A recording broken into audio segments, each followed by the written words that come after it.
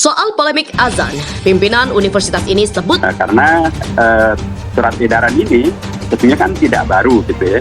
Ini bahkan sudah umurnya 44 tahun, ini sejak tahun 1978.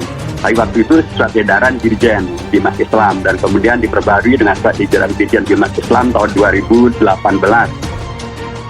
Kalau pertanyaannya adalah perlu diatur, jelas perlu diatur.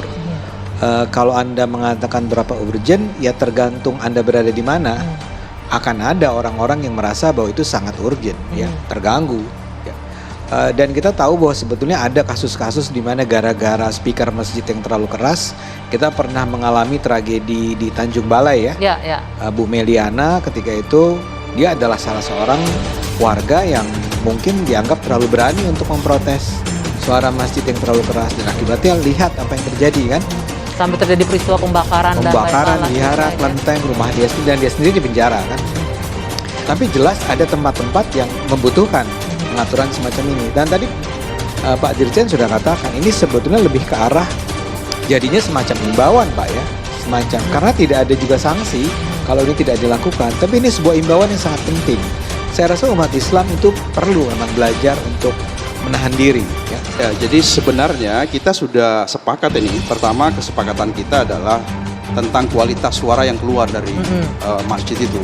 Kita sepakat bahwa harus menjaga kualitasnya agar substansi syiarnya tersampaikan dan bisa menggugah masyarakat, bisa mendapatkan manfaat dari mendengarkannya itu satu. Yang kedua, tentang volume suara juga saya kira kita sepakat bahwa kalau terlalu ekstrim suaranya bisa mengganggu, itu menghilangkan kenyamanan, menghilangkan keindahan, bahkan syiar pun bisa terdegradasi.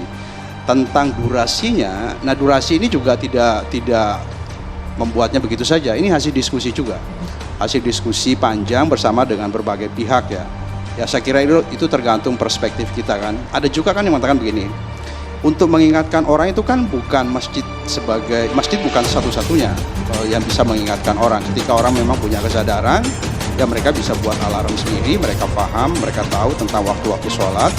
Bahkan kalau lebih kreatif lagi, apalagi dalam kondisi di era digital, DKM juga bisa membuat live streaming misalnya dari masjid kemudian bisa diikuti oleh masyarakat yang ada di rumahnya masing-masing gitu.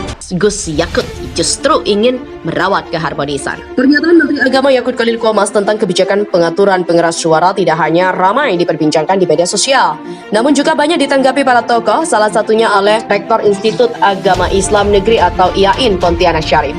Menurut Syarif, pernyataan Menak tersebut tidak sama sekali bermaksud membandingkan suara azan dengan gonggongan anjing.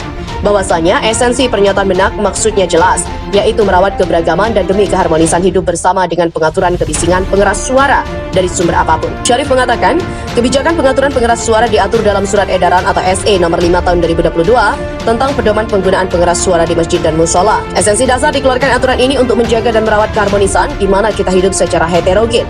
Jika selama ini masyarakat non-muslim terkesan tidak terganggu dengan suara azan, bisa jadi mereka menahan hati atas ketidaknyamanan yang mereka rasakan. Untuk itu, Syarif menegaskan esensi dasar pernyataan Menak hanya ingin menjaga keharmonisan untuk hidup bersama di negeri ini. Jangan lagi ditarik ke hal-hal lain keluar dari makna esensi dasar.